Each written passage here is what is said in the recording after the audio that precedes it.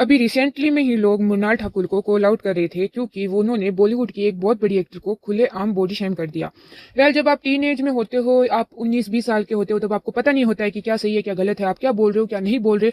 बाद में आप उसी चीज को लेकर बहुत ज्यादा रिग्रेट भी करते हो। वेल, यहाँ पर रही बात मृणाल ठाकुर की, तो मृणाल ठाकुर ने कुमकुम भाग्य के सेट पर अपने को स्टार के साथ एक इंटरव्यू में हमारे जो बॉलीवुड की बिपाशा बासु की है उनको लेकर ये कहा था कि वो बहुत ज्यादा मेनली बॉडी वाली है, उनसे शादी कौन करेगा, और उनको बहुत ज्यादा भी बोला था। लेकिन अभी हाल फिलहाल जब उनको पब्लिक कॉल आउट करने लगी उनके इस ओल्ड वीडियो के लिए, तो मृणाल ठाकुर ने यहाँ पर अच्छे से आके सॉरी भी बोला था एंड बोला था कि वो सिर्फ 19 साल की थी तो उन्हें नहीं पता था कि क्या सही है क्या गलत है। उन्होंने अपनी टीन एज में बोल दिया। इतना कुछ होने के बाद जैसे ये धीरे धीरे ये मैटर शांत होने लगा, तो यहाँ पर मृणाल ठाकुर की कोई गलती भी नहीं है, क्योंकि जब वो 19 साल की थी तब उन्हें नहीं पता था कि क्या सही है क्या गलत है। वेल, यहाँ पर मुझे अभी तक मृणाल ठाकुर सही लग रही थी कि उनकी कोई गलती नहीं है, क्योंकि टीन एज में हम बोलते हैं एंड बाद में हम खुद ही उस चीज को रिग्रेट करने लगते हैं कि हमने क्या बोल दिया क्या कर दिया अब क्या होगा ये वो।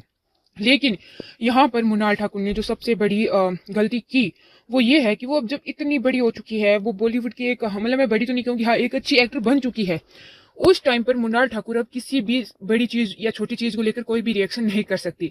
लेकिन यहाँ पर मृणाल ठाकुर बॉलीवुड में कुछ ऐसी चीजें हैं, कुछ ऐसे अपने को लेकर फेक पीआर है जो हर जगह करवाने की कोशिश कर रही है।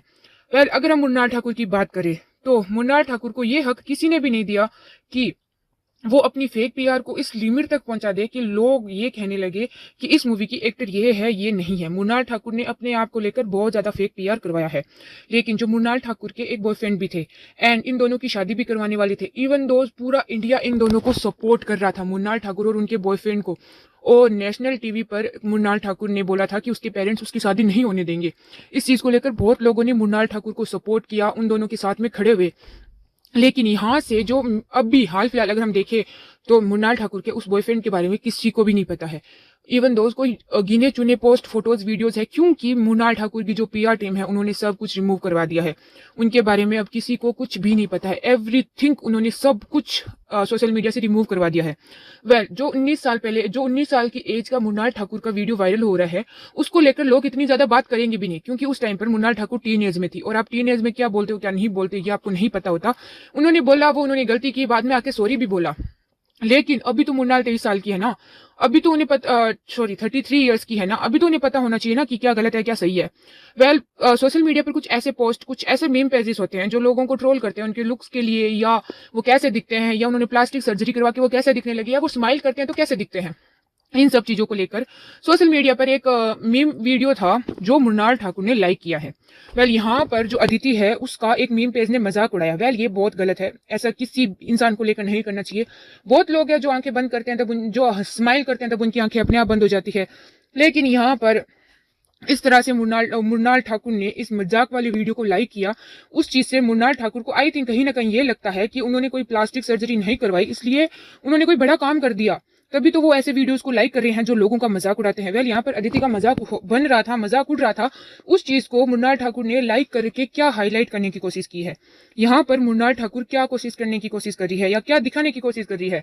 एंड इसके अलावा दीपिका पादुकोण की एक मूवी रिलीज होने वाली थी, तो उस मूवी को लेकर एक बहुत बड़ा पेज है, इवन दो वो जो पेज है वो वेरीफाई भी है। तो मृणाल ठाकुर को आई थिंक ये तो कहीं से भी नहीं लगता कि वो अगर कुछ भी लाइक करेगी तो लोगों को पता नहीं चलेगा।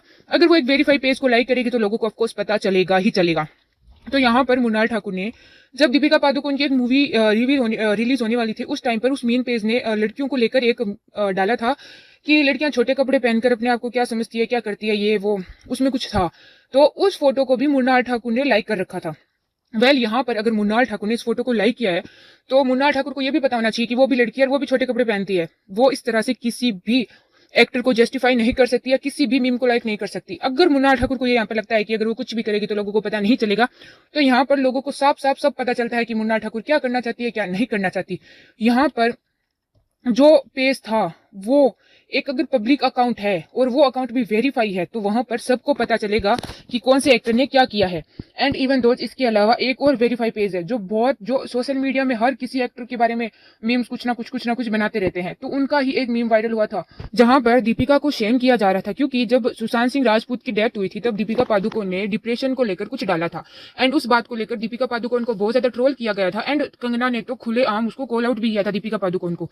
एंड उसके बाद में लोग इस चीज को को दीपिका पादुकोण और रणवीर कपूर के ब्रेकअप से लिंक करने लगे थे। तो यहाँ पर जो दीपिका पादुकोण को साफ साफ कहीं ना कहीं ये मीम पेज उनके ब्रेकअप के लिए या मतलब डिप्रेशन के लिए कहीं ना कहीं ट्रोल कर रहे थे, इस पेज को भी मुन्नाल ठाकुर ने लाइक कर रखा था। एंड इसके अलावा अगर हम मुन्नाल ठाकुर की बात करें तो हाल फिलहाल में उनका एक इंटरव्यू वायरल हुआ था, जहां पर मुन्नाल ठाकुर ने यह बताया कि उनको एक मूवी ऑफर आया था और उस ऑफर को उन्होंने रिजेक्ट कर दिया। तो उन्होंने जब वो ऑफर रिजेक्ट किया, उसको उस फेम की जरूरत नहीं थी, किसी और एक्टर ने उस मूवी को किया जिससे उस एक्टर को इतना ज्यादा फेम मिला। एंड अब वो एक्टर बॉलीवुड में काम नहीं कर रही है, लेकिन मैं कर रही हूँ, तो मुझे एक मूवी के फेम की जरूरत नहीं थी।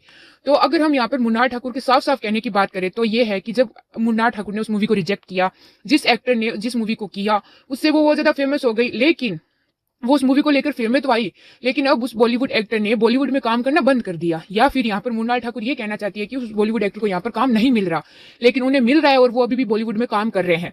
वेल, यहाँ पर मुन्नाल ठाकुर बात करी थी अनुष्का शर्मा की, और जिस मूवी को मुन्नाल ठाकुर ने रिजेक्ट किया था वो थी सुल्तान। तो अगर हम बात करें स्टार्टिंग से, तो जो मुन्नाल ठाकुर है वो बॉलीवुड में फेमस हुई है सितारमैया से।